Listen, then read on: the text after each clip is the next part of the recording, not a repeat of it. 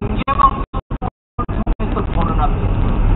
바로 북한의 대남 공작의 가장 성공 사례인 통역당에 주목한 신영복을 사상가로서 존경한다고 말했으니 이제 그의 사상을 이제는 드러내도 될 수 있는 상황이 왔다고 본 겁니다.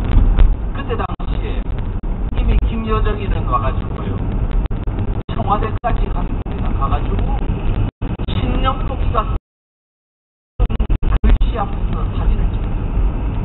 그때 그 배경된 글씨가 뭐냐 하면은 한자로 통일이라는 거예요. 그런데 우리가 아는 뭐 한반도 삼국 통일이 아니에요. 대통하다 할 때 쓰는 글자다. 북한은 통일하겠다는 거야. 지금 그러고 이 사람은 뭐냐면 김원봉이라고 이 사람을 국군의 뿌리라고 말하면서 존경한다 했어요. 근데 그 사람은 어떤 사람이냐? 남한에 있던 사람은 독립운동, 공산주의 운동가로서의 독립운동을 했죠. 그러다 북한에 올라가서 사실은 6.25 전쟁 때 남침해서 남한에서 점령지 사상전을 주도한, 말하자면 점령지에서요 반공분자 숙청한다면서 많은 우익 세력들을 학살한 주범이 김원봉입니다. 그런데 이 사람을 국군의 뿌리라고 만드는 이야기를 했으니 대한민국은 국군은 그렇게 되면 어떻게 되는 거예요? 이와 같은 말을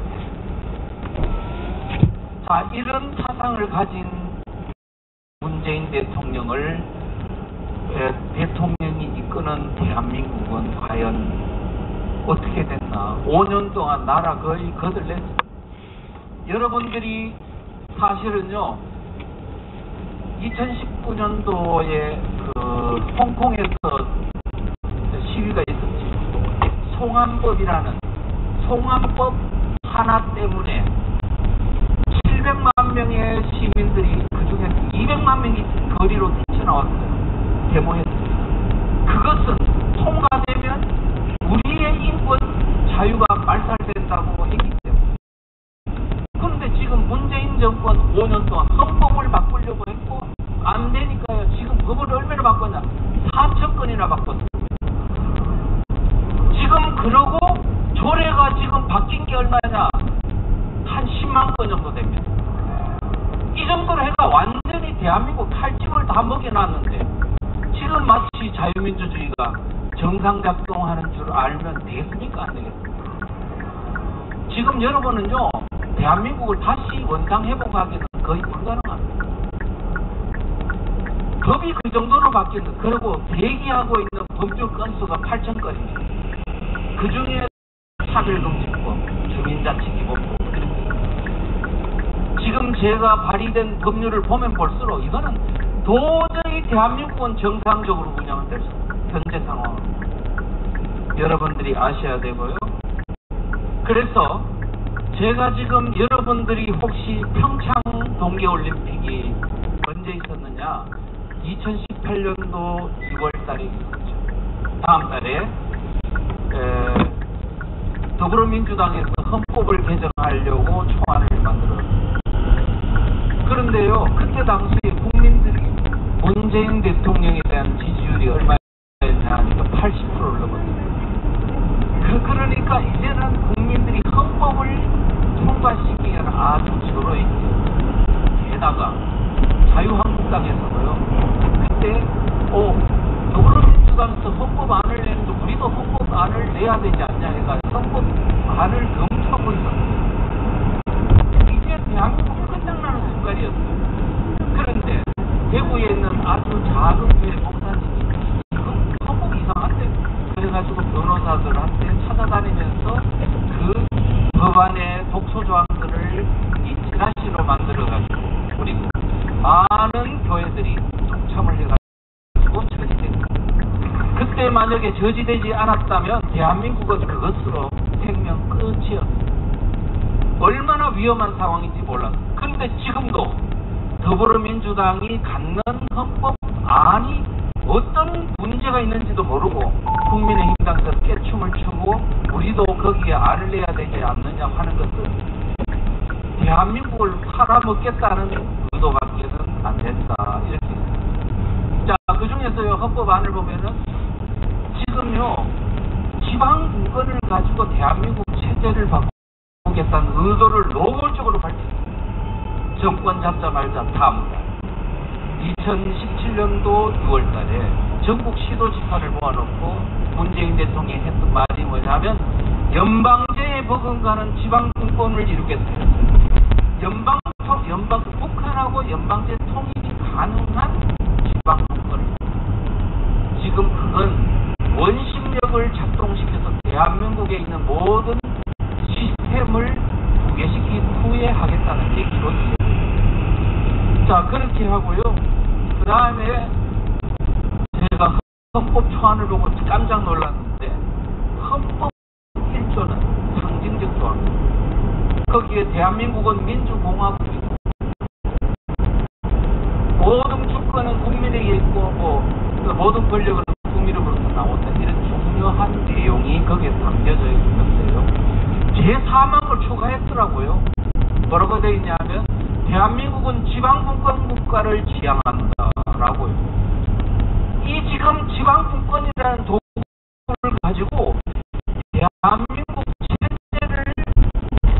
체제를 바꾸겠다는 강력한 메시지를 담고 있습니다. 자, 그런 후에 또 뭐가 있었냐면 자유민주적 기본질서라는 중요한 용어를 그 중에서 자율자를 뺐습니다.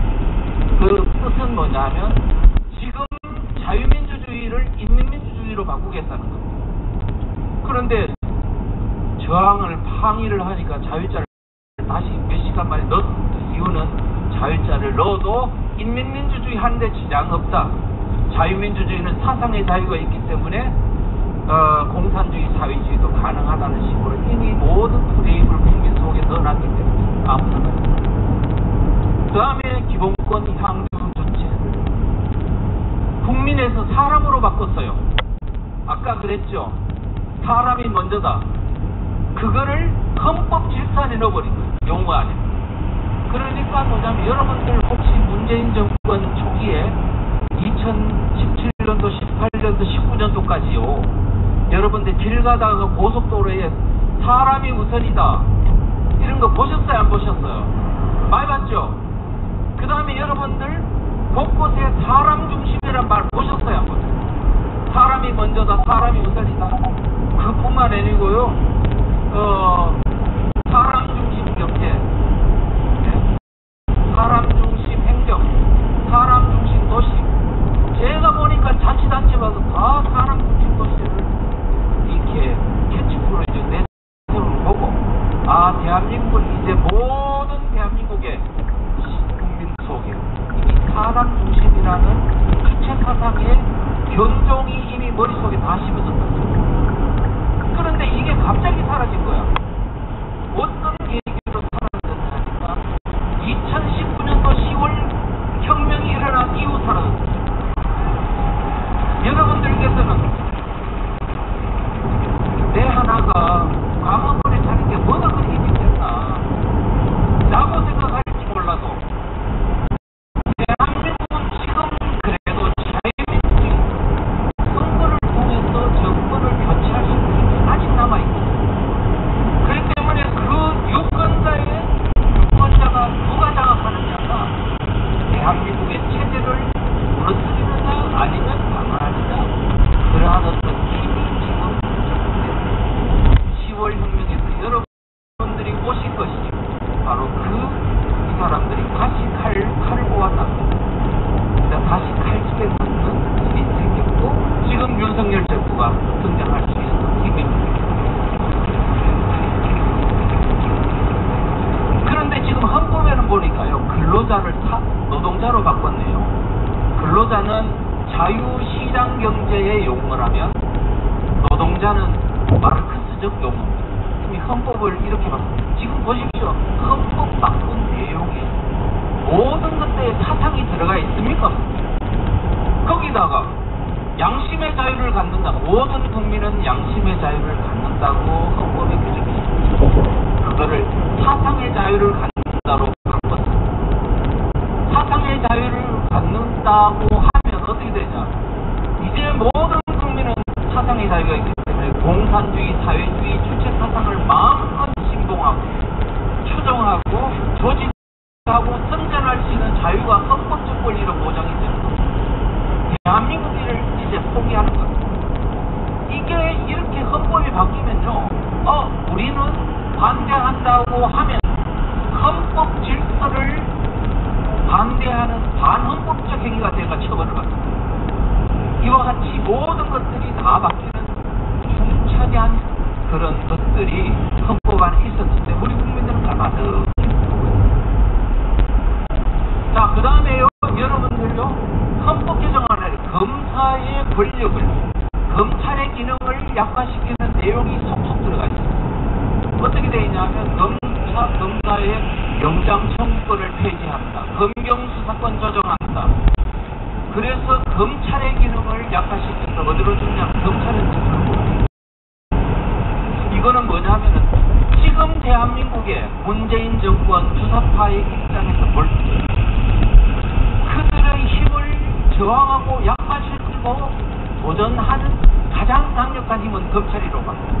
이제 국정원도 힘이 나빠지고 경찰은 힘이 넘어가고 그렇게 봅니다. 이제 마지막 남은 세력을 검찰이라고 보기 때문에 그들을 적폐 세력으로 몰아가지고 이제 취급하려고 했던 것입니다. 마지막까지 검수완박으로 되죠. 자, 이런 걸 볼 때 이게 결국은 헌법 안에 검찰의 기능을 마지막 완전히 이빨을 뽑아버리겠다. 호랑이 이빨과 발톱을 뽑아버리겠다는 어떤 의도가 헌법 안에 들어가 있었다. 자, 그 다음에 아이들의 독립적 인격 주체라는 규정을 했어요. 아이들이 하나님께서 주신 선물 아닙니까? 독립적 인격 주체인 건 맞죠. 근데 왜 이거 넣어놨어요? 무슨 얘기냐면 부모가 자녀를 가르치고 양육할 수 있는 권한을 뺏어가지고 사회가 갖겠다는 겁니다. 교사가 가르치는 권한을 이제는 국가와 사회가 통제하겠다.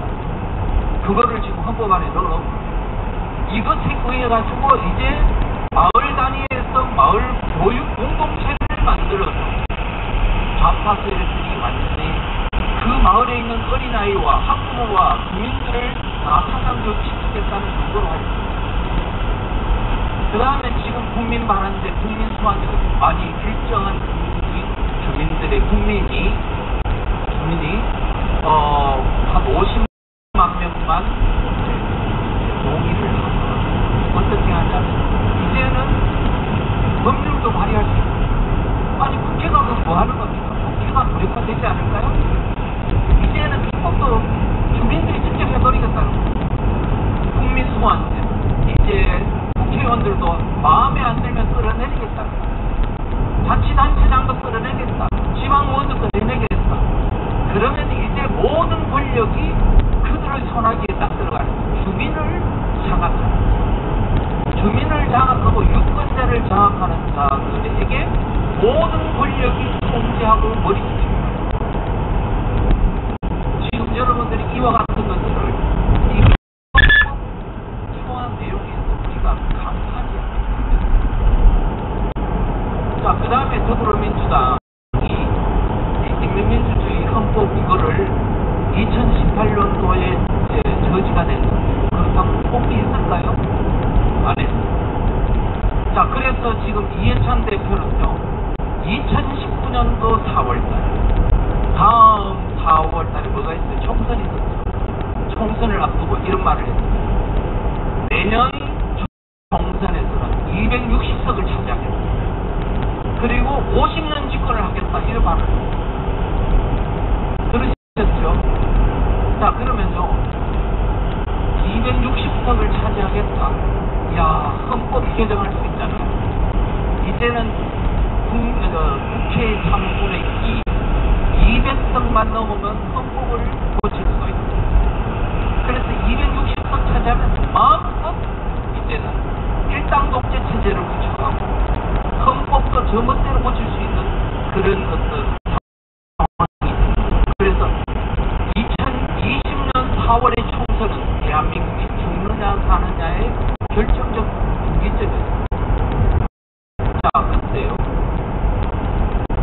대한민국 국민들은 이게 분기점인지 아닌지 모르는데, 바로 미국에 있는 고든창 변호사라고, 이 사람은 경고를 했습니다. 대한민국 문재인 정권이 헌법 개정했으면 적합합니다. 자, 그 사람이요, 2018년도에 뭐라고 말했냐면요, 2018년 그때가 언제예요? 평창 올림픽 있고 그에 이제 우리 국민들이 개춤을 출 때 10월 달에 국제 학술회의에서 이렇게 말했습니다. 대한민국은 1년 후에도 자유민주주의 국가로 될 것인가? 아니다. 지금 대한민국은 죽어가고 있는데 국민들은 모르고 있다는 거예요. 그렇게 말하면서 지금 그분이 2019년도 5월달에 뭐라고 말했냐면 이렇게 말했어요. 보통 민주주의는 외부로부터의 위협을 받는데 한국의 경우는 여러분의 대통령으로부터 공격받고 있다. 국제 행사에서 바로 강연에서 고든창 변호사는 이렇게 말했습니다. 다음에 있는 총선에서 여당이 3분의 200석을 차지한다면 바로 헌법을 개정하려고 하는 것입니다. 그렇게 만약에 문재인에게 헌법 개정할 수 있는 권한이 맡겨진다면 그냥 한국 조선의 김가 왕조에게 합법시키는 것입니다. 여러분, 지금 우리 앞에 놓여져 있는 통일은요, 지금 현재의 상태로 우리가 지금 조직을 만들지 않고 저지하지 않고 방치한다면 그냥 필요없고 그거는 접어두고 있고 그건 빠른 시간 내에 여러분들이 지금 제가 이야기하는 거 아까 말하는 거 들으셨죠? 지금 이미 마귀는 37자를 찾고 대한민국에 오랫동안 이미 마술을 뻗쳐놨는 우리 국민들은 지금 이 실체를 모르고 지금 역시 아주 편안한 상태인 것처럼 즐기고 있다. 이제 우리는 바로 일어나야 합니다. 그러면 우리 살 수 있습니다. 지금 만약에 다시 칼집이 들어올 때 그때 칼을 빼려면 안 됩니다. 지금 대통령을 그래도 우파 대통령을 뽑지 않았습니까? 우리의 힘으로. 그랬으면 지금 대통령한테 요구만 할 게 아니고 우리가 지금 대통령을 어떻게 도와줄까를 생각해야 될 때입니다. 자, 그 다음에요. 자, 그런데요. 지금 문 정권이 추진한 정책 많죠. 나쁜 정책이 많은데 이 정책 누구의 아이디어인가 이제 한번 살펴봐야 됩니다. 이상하다. 문재인 정책의 고스란히 이재명 책에 있네. 이재명이라는 사람이 대한민국 혁명하라는 책을 만들었어요. 언제 만들었냐 하면 바로 박근혜 대통령 탄핵이 일어난 그 시기 2017년도 1월 20일 날 발간이 됐어요. 그러니까 언제부터 만들었냐는 박근혜 태블릿 PC 사건이 있자마자 바로 그때부터 만들기 시작한 것 같아요. 짧게 간단하게 그의 어떤 국가를 어떤 형태로 만들 것인지에 대한 것을 이제 만든 겁니다. 자, 그거를 제가 그때 샀죠. 근데 지금은 뭐냐면 그 책 다 회수를 해가 대선 전에 딱 없애버렸어요. 그래서 저는 그거를 가지고 한 5번은 읽었어요. 읽으면서 이 사람 아까도 그랬죠. 문재인 대통령이 대통령인데 여러분 뭐라고 할까? 마차가 어디로 갈 건지는 마부의 생각에 달린 거 아닙니까? 자, 차가 어디로 갈 건지, 목포로 갈 건지, 산으로 갈 건지는 운전사 마음대로예요. 운전사가 어떤 사상과 어떤 생각을 가지고 있느냐, 이것이 곧 대한민국을 어디로 끌고 갈 건지. 지금 그런데 문재인은 아까도 봤듯이 사상이 바로 북한 체제로 통일하려고 하는 의지가 확고한 자입니다. 그러면 이재명은 어떨까요? 이 책 안에 잘 녹아져 있습니다. 자, 한번 볼게요. 대한민국 혁명하는 좋은 혁명이 아니고 아주 나쁜 혁명. 여러분, 이명박, 문재인 정부 때 여러 가지 정책이 많았죠. 경제 정책만 보면요, 이런 게 있어요. 최저임금 1만 원 아십니까? 그 다음에 주 52시간제 아세요? 그 다음에 동일노동 동일임금 들으셨죠? 그 다음에 기본소득세 들으셨죠? 탈원전 정책, 그러면서 대체에너지 정책, 또 같은 거죠. 그런 거. 그 다음에 재벌체제 혜택, 연기금을 활용해서 주주 권한을 행사하고 노동자가 경영권에 참여하겠다는 거, 이런 거 다 들으셨죠? 그거 다 이재명 책에 나와 있어요. 그 다음에 여러분 혹시 검찰개혁 중에 검경수사권 조정 들어보시죠? 헌법에 나왔죠? 이재명 책에 있었다는 거예요. 그 다음에 또 뭐가 있냐? 공수처법 들으셨죠? 바로 이재명 책에 있어요. 이렇게 해야 됩니다. 그 다음에 뭐가 있냐면 지방검찰청 검사장 직선제를 주장. 앞으로 지방에 있는 모든 검찰청의 검사장을 주민이 뽑는다면 그 마을을 장악한 유권자를 장악한 사람이 원하는 검사장이 되는 거야. 마지막 검찰의 이빨을 뽑아버려. 그렇죠. 거기다가 검사장 주민 소환제를 하겠다는 거야. 이제 주민들이 내려와 그러면 검사장부터 다 내려와요. 그들의 손아귀에 검찰을 마지막 적폐인 검찰 권한을 자기들이 경찰은 이미 장악돼 있고요. 자, 이런 걸 볼 때 이게 보통 얘기입니까? 거기다가 이제 지방 분권으로 체제를 바꾸면서 그 사람의 그 꼬리를 잡아 몸통을 흔든다 그래 주장입니다. 지방자치단체를 권력을 잡아서 국가를 흔들겠다는 거예요.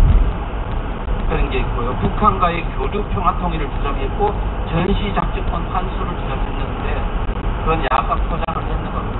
나중에 대선 때 그 사람이 주장하는 거 보면 주한미군 철수를 주장했어요. 우리가 지금 이런 걸 보면 야, 이거는 문재인 대통령보다 더 직설적이다. 절대로 진보적에서 중도로 가는 일이 없을 거라고 생각합니다. 여러분들 이와 같은 것들을 보면 그 다음에 또 이재명 책에 가장 많이 등장하는 용어가 적폐입니다. 지금 문재인 정부 들어서 적폐 청산이라는 말을 많이 했죠. 지금 이 책에 다 적폐. 근데 적폐란 뭐냐 하니까 70년의 적폐를 청산해야 합니다. 70년 적사는 대한민국의 건국과 동시에 일어난 모든 걸 적폐라고 합니다. 70년의 적폐를 청산하고 새로운 대한민국을 만들고. 그래서 이런 것들을 볼 때, 그 다음에 또 뭐냐면, 지금 이재명이 꿈꾸는 나라가 어떤 나라인가 같은가요? 이렇게 돼 있습니다. 70년 만에 대청산과 대전환을 완료했습니다. 70년간 대한민국이 유지되던 이 체제를 대청산을 하고, 적폐를 청산하고, 완전히 새로운 나라로 대전환을 시키겠다. 무서운 얘기 아닙니다. 지금 그런데 지금 그 대전환의 용어가 어디서 나오냐면 지금 경기동부연합 이석기 그룹이 장악하고 있는 민노총 양경수가 주도해가지고 민노총이 이제 작년에 주장했죠. 뭐라고 했냐면 사회 대전환을 하겠다. 그러면서 기간산업과 주택의 50%를 국유하겠다. 한미동맹을 파기하고 국가보안법을 철폐하겠다 주장했어요. 지금 이게 사회 대전환입니다. 이 전환이 이재명 책안에 들어가 있는 거예요. 그런데 지금 이재명에 대해서 국민들이 그냥 단순하게 용어에 혼란되고 주장에 선동당했다. 지금 대한민국의 자유민주주의는요, 모든 유권자가 각성이 돼야지 정상작동이 되는 게 자유입니다. 그런데 우리 국민들이 선동에 계약하고 이렇게 해가지고 자유민주주의 지킬 자격이 있냐? 우리가 이런 것을 이제 앞으로 마오쩌둥 이거를 모든 국민들 3,500여 개 읍면동에 모두 우리가 들어가고 마을 속으로 들어가서 주민들 깨우기 운동을 해야 된다. 그 다음에 이제 이 사람이 주장했는데 아니 도대체 그가 꿈꾸는 새로운 대한민국이 뭐냐 그랬더니 이 사람이 잘 정리했습니다. 해방 후에 우리가 합의했던 민주공화국의 가치가 살아 숨쉬는 나라를 만들고 해방 직후에 우리가 합의했던 민주공화국의 가치 그게 뭐냐면 인민민주주의고요. 바로 여러분들이 잘 아시는 인민조선 인민공화국. 그 다음에 이제 이재명이 배후에는 뭐가 있냐. 이재명 배후의 실체를 우리가 알아야 돼요. 그거는 저는 뭘 주목하냐. 이석기 왜 그러냐. 여러분들이 지난 대선 전에 민주당 내에서 경선이 있었죠. 이낙연 지지자들이 굉장히 이재명 지지자들을 비판을 많이 했어요. 그 당 게시판에 보니까 이렇게 돼 있습니다. 이번 경선 결과에 따라 민주당을 지킬 수 있을지 아니면 저 미친 통진당 세력의 통치를 빼앗을지 결정될 것으로 보입니다. 민주당 내에 지금 이재명 안에 바로 통진당 세력이 작동하고 있습니다. 자, 그래서 이제 과거의 민주당이 아닌 거예요. 그러면 도대체 통진당 세력이 어떻게 민주당에 들어갔냐? 2013년도에 바로 사건이 일어나고 그 여파로 통진당이 해산됐지 헌법재판소에 의해서요. 그 통진당을 깼는데 단지 안에 독약이 들어있는 걸 깼어요. 깼는데 독약 독극물을 해체해야 되잖아. 그런데 그냥 단지만 깨놓고 버렸는 거예요. 그 독극물이 어디로 갔을까요? 농가토로 들어간 거지. 지금 통진당을 깬 후에 그들이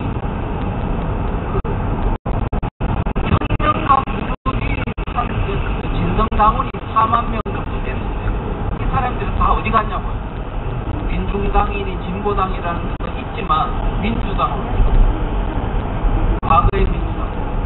그래서 그런 것들을 생각해 볼 때 이제 그런 얘기들이 이제 나오는 거고요. 자, 그래서 그러면 이번에 들어갔냐?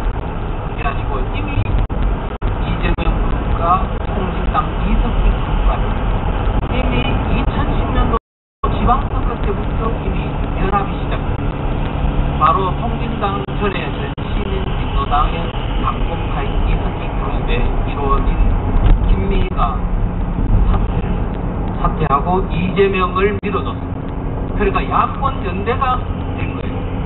그래서 이재명이 당선이 넉넉하게 당선이 됐죠. 되고 났더니 이재명이 고마워가지고 바로 그 성남시장 인수위원장의 김미희를 딱 앉히고 그 밑에 경기도권의 이석기 그룹들을 쫙 앉히고 그때부터 이제 성남은 이미 경기동부연합 이석기 그룹의 아지트가 됐어요.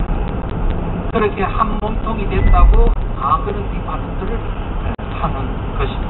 그러면 이게 그러면 2010년도에 그치냐? 그게 아니고 이미 2003년도에 성남시립병원 추진위를 경기동부연합이 할 때 바로 이재명이 조합장 위원장을 했다. 그 다음에 거기서 끝이냐 했더니 1990년도 초반에 한 총련이 만들어진 게 바로 용성총련이라고 용인 성남 지역에 그 조직 하부 조직이 있는데 거기에 용성총련 이석기가 있던 바로 그 조직의 변호사입니다. 오랜 인연이 있습니다. 자, 그런 상황에서 보면 여러분은 이재명을 보기 위해서는 그 배우의 경기동부연합 이석기 그룹의 존재를 우리는 알아야 될 필요가 있습니다. 자, 그런데 이 이석기 그룹 경기동부 배우에는 북한이 있습니다. 자, 여러분들은 지금 혹시 군자선의 약속이라는 것을 보신 분들이 있을 겁니다. 자, 그런데 이 지금 어디냐 하면은 2013년도 9월달에 노컷뉴스라는 데서 이석기 사진을 걸어놓고 그 다음에 주제가 뭐냐? 군자살의 약속? 그 다음에